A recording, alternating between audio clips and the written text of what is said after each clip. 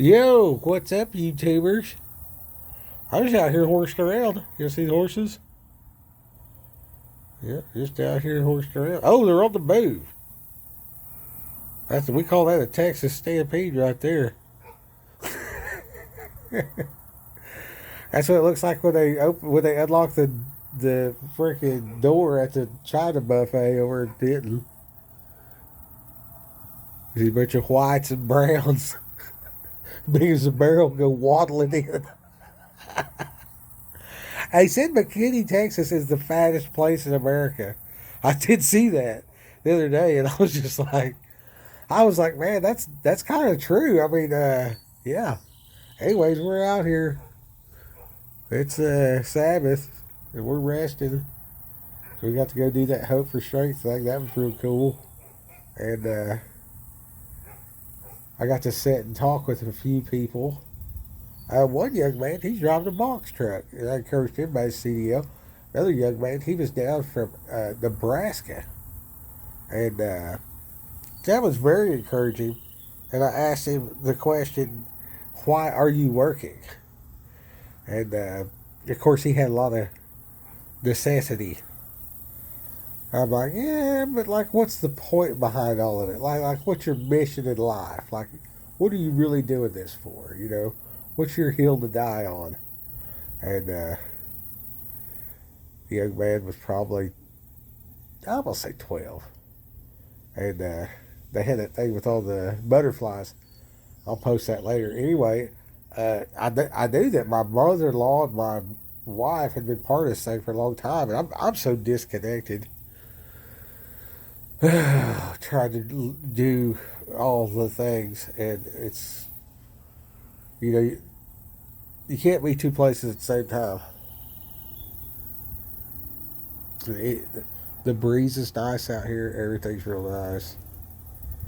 If it would stay this way year round, I would be incredibly grateful. I got. I don't think I'm going to get it done with north or south. I think I'm going to have to get it done with elevation. I'm going to have to find the right elevation that has the climate I like. And I always wanted to, have a cave and a stream. So if above me there's a glacier melting, that could be prosperous for water and food storage. Like, oh, I just killed this deer. Maybe I'll just drag it up to the glacier and pack it in the ice for later. That seems like a good refrigerator. Man, that's real good. I heard I heard the fox mention, well, if you just had all this money and everything, you know, 600 acres with a creek and a cave. I really do want a cave. There's a place over there on Highway 59 in Arkansas. It's the Spanish Treasure Caves, and that land on the adjacent, it has three caves on it. It's real good, and there's four caves over there in Oklahoma that I know about. One out by Sly Camp, which is close to the river, which is real good, Grand River, and then there's one up there. Just down the road from the farm, actually, and the Confederates they stole the uh, I think it was the Unions. I guess they called them the plates to make money, like literally to stamp money. They had stole a set of them and they put them in them caves or whatever. Anyway, that property was for sale here a while back, and it's real close. I made a video about a gas station, and if you find that video, it's right there at Pryor Creek. Uh, that's walking distance to this cave. Big old bluff, and right on the other side of that is where the Votech's at. So the Vocational Technology Center. See how spotty them clouds are. Everybody's all wigged out about the way it's raining, but the guy on Adapt 2030 2 years ago, or maybe it was a year ago, like 18 months ago, was talking about that eruption, that Unga Tunga volcano, underwater volcano erupted and put all this moisture in the air. And it swirls around in the southern hemisphere, and then it swirls around in the northern hemisphere. And that's what we're experiencing a lot. That's why they were called the atmospheric rivers. You know what I mean? And generally, historically speaking, once one of that, all that water gets in the air, it takes it, 2-3 years of extra rain for it to get done. Kind of level out. And then when it levels out, it doesn't go exactly back to the way it was. So, you know, it's all part of it. And is there weather modification and stuff like that? Uh, I'm sure there is, but you can only play God so much. You know what I mean? You can only play God so much, and if you want to be mad that a bunch of people sent their kids to camp and they drowned, well, be mad at the subbitch that didn't put in a flood siren. Because all that stuff washed away in 1988 and back in 64 and back in 41 and back in like 1912 or whatever. You know what I mean? Like that river, the Guadalupe River, has overflowed its bounds and washed that whole area away so many times. Yeah, it's just, you know, water don't sink into rocks very fast. It will, but it's going to take a while. You know what I mean? Like, get a handful of dirt and pour some water in your hand. See how fast the water comes out. And, pour water on a rock. See what happens. You know what I mean? The dirt will turn to mud. The rock will still be a rock because it's not sinking in. I'm amazed that people are that hung up, that are not emotionally involved. Now, the parents, where they're like, what do you mean? My kids washed away in a flood? Are you serious right now? And they're distraught and want to blame somebody and blah, blah. That's totally understandable. Yeah. Yeah, I'd be freaking pissed. And the fact that it rained again after the flood, yeah, it does that. You know what I mean? That's part of it. It rains and then it rains again. But even looking at these clouds, you see the little strips of rain clouds. Here's some rain cloud. And then, there's some not rain cloud. And then there's some strips of rain cloud. I've sat right here 100 times and seen the same weather pattern I'm seeing right now. It's not abnormal at all. Living in Oklahoma, bro, they call them wall clouds for a reason. It looks like there is a giant wall coming at you. I'll tell you what this reminds me of. This type of stuff right here, Florida. Isolated downpours. Anybody in Florida sees this video, if you're from Florida and you know what an isolated downpour is that not what we're seeing? Tropical type patches of rain. And fun story, I tore the roof off of this building. The whole roof had folded over in half in the hurricane. And they're like, yeah, it got the warehouse. You know what I mean? But this side with the computers in the office made it, thank God, blah, blah, blah. Well, they were at the bottom side of it's a flat roof. It dropped probably 8 inches from the top to the bottom over the course. This thing's like a football field. Okay? And so we take this off there because we got to start at the bottom and work our way up. So we get rid of the debris that had flopped over. It's in the dumpster. And now, and the decking that they use is a compressed hay bale. They put glue on a hay bale and compress it, and then they run that from rafter to rafter. And that's the deck that you put a roof over.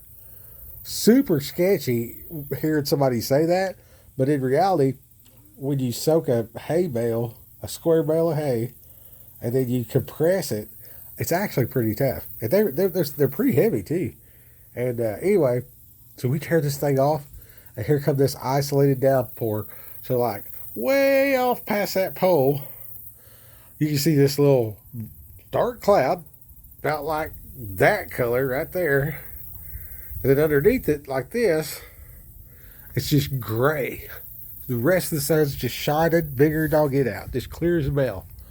And it's coming. It's coming. And I'm like, I think we're gonna get rained on. And sure enough, it was raining as it just came up there. It's just like a cement wall. It hit us. It rained probably 3 minutes, and I was soaked to the underwear. I made drenched, just like if I'd have jumped in the creek, I'd be about the same moisture level. I remember taking my boots off and dumping water in my boots, and these boots had hot tar all over them. My pants had hot tar all over them. That was the soak through from my top half, and yeah.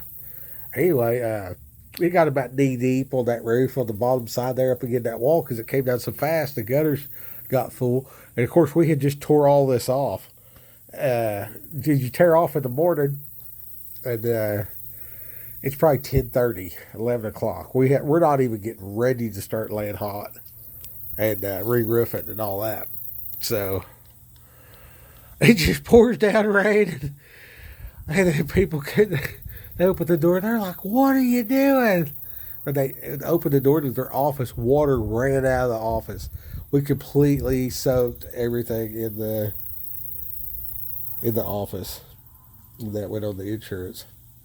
Man, we floated so many places. It was crazy. One place, they had all these classic, just one off BMWs from the factory and, uh, the Chevelles and split window Corvette, all original, 5 miles. The car had 5 miles on it, split window Stingray Corvette. Well, the screws they gave us was too long, and that decking was a different type of decking. And then they had these plates. It smelled like a washer, right? Imagine a drywall screw with a washer about as big around as your hand, and you pop that through there, and it holds this stuff down. And the decking was lightweight concrete. Well, it was blowing through, but nobody knew. And then we go to mopping down the base sheet, and so you put this stuff down, and then you mop over it, and you put the base sheet, then you put the ply forward, then you put the roof, the modified rolls. Yeah. So the white cap, and these people come out. What are you doing? Blah blah. And we went down in there, and it's just raining hot tar on all these cars, just like every 6 to 8 inches in a staggered pattern. Every screw had hot tar just dripping off of it onto these cars and stuff. And we went in there with Tough Stuff and Orange Cleaner and WD 40 and wiped that stuff off. I don't know how that ever turned out.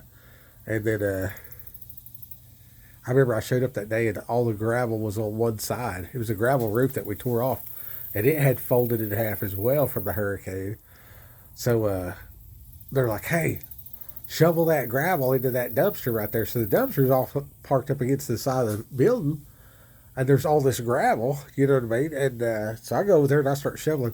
I shoveled 5 roll-off dumpsters full of gravel that day. That was the first day we were there. And I was, in the Florida sun, and I just feel like I'm going to die. My back is hurting. I'm on the run from the law. It's, I'm in freaking Florida. I don't know nobody. Half the crew is on methamphetamine, and I'm just like, God give me the strength. You know what I mean? And I just, every day they're like, if you don't hurry up, we're going to send you home, blah, blah, blah. And I just outworked all of them. And just, I wouldn't even stay in the hotel. I'd sleep in the truck because they were doing cocaine and hookers and everything else in the hotel. And you don't really want to be around 17 drunk Indians. I mean, you're in danger, you know. And anyway, I go out there and it was a bad neighborhood. And I had those roofing hatchets, and I'd have a hatchet in each hand, and I'd hang upside down from that ladder rack. And as I'd raise all the way up till I was level, because I had my feet hooked in there, right? So I could raise all the way up to where I was just like I was just sitting flat. So it's like you hang all the way upside down, do your setup, and then raise yourself all the way on up till you're flat. And I would do a swing at the top with the hatchet. So I got a hatchet in this hand, hatchet in that hand. So raise up, swing, swing, go down. Raise up, swing, swing, go down. And I would do sets of 20 like that. Climb down, go walk around a little bit, get back up there, do it again. You know, and I learned a long time ago that if I don't have to be the toughest guy in the world. You know what I mean? And what's that joke? I don't have to outrun the bear. I just gotta outrun my friend. If me and 3 friends gets jumped by a bear, I don't have to outrun the bear. I have to outrun my other 2 friends. Like, I ain't got to be the toughest guy in the world. I just don't want to look like a victim. And I stayed in the truck out there. And then the boss man ended up paying me security for staying in the truck. You know, I'd get off work or whatever like that, you know, get something to eat, blah, blah, take a shower, go out to the truck, call it a day, and, you know, get my workout in. I don't, there's no way I can do a setup like that these days. I sat in that truck too long. I don't know if it's just old age or if that truck driver really will kill you. They say it's a hard job, but they don't mean it's hard to do the job. It's hard on you. You know what I mean? Roofing's a hard job. It's hard to do, and it's hard on you. Sitting there and just bouncing down the road, that's no big deal. It's really not. And especially if you're in one of these new trucks. I mean, if you're in a truck anything past 2016, yeah. I mean, it's not even really trucking. You know, back in the 80s, you know, with the spring suspension and all that, the Dayton rims, and yeah, that's a whole different trucking. It's a world of difference. Anyways,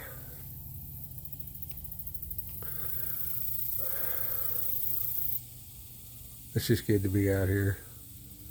I had some motorcycles come through earlier. They probably all shut down by now. This time, if you're a motorcycle rider, there's a certain time of evening where you just better just pull over, or you're going to have a protein snack. Anyway, I'm going to the house. These stupid flies. Got that dog food, and then like the flies, and then I mowed all this grass. I got everything squared away. Yeah, because the fence looked like that fence over there, and the dog started peeing right here. I don't know what the deal is.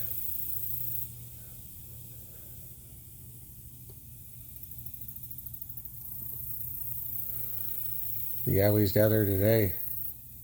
I started talking to King William. They call everybody King. It's so weird. I was talking to William. I started telling him some stuff, just real basic. Wasn't even getting deep with the 5-minute ministry thing. And then the whole thing was it's supposed to be a family day. Just check out the butterflies and stuff and just be a kid again. And everybody just have fun. You know, and like I played some Connect 4 and stuff. He's pretty good. But then Dennis, you ain't got to tell him to be a kid. You know what I mean? He was over there in the butterfly deal. He found the chair. He's in there.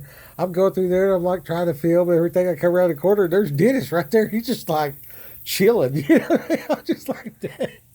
I was like, they don't have to tell you twice, do they? I had to put on my shoes and go down there and make a video of the horses. Maybe I'll do that. I'm going to try out the other phone. I got 2 new devices, so maybe I'll try out the other phone. All right, rock y'all.